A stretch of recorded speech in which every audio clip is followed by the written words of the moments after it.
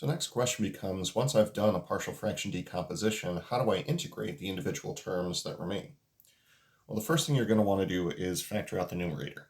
Now, by that, I mean, let's say that you do a partial fraction decomposition, you wind up with 3/5 over x minus 2 dx.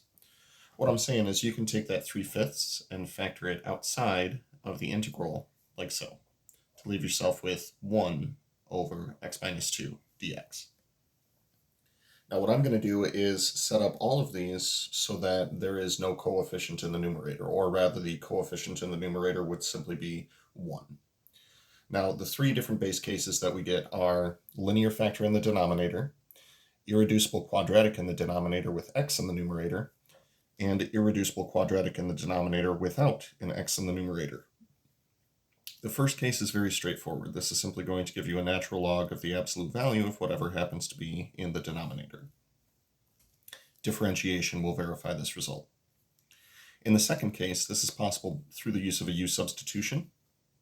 Let u be equal to x squared plus a squared. Therefore, du is going to be equal to 2x dx. That's going to eat up the extra x that you happen to see in the numerator, leaving you with 1/2 of the integral of u. As a result, we're going to see 1/2 of the natural log of the absolute value of x squared plus a squared plus a constant. Now, technically, the absolute values here are redundant due to the fact that x squared plus a squared is always going to be a non-negative value.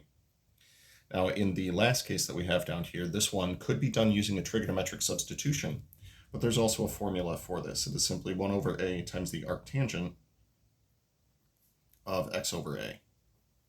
This one is in one of my previous playlists on integrals of trigonometric or trigonometric integrals or something along those lines.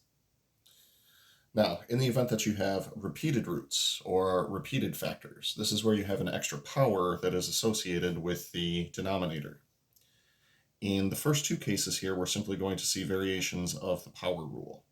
That is to say, we are going to interpret each of these powers as being simply a negative n power, and then simply apply the power rule.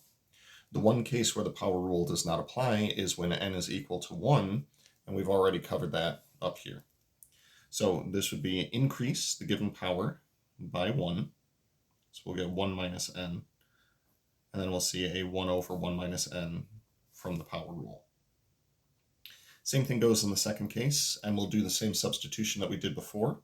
The only difference is instead of winding up with a natural log, we're going to wind up with the same sort of thing that we saw in our previous step. So if we let u be equal to x squared plus a squared, then du is once again going to be equal to 2x times dx. This would transform the integral into 1/2 times the integral of u to the negative n du. Then we can do essentially the same thing with it as what we saw up above.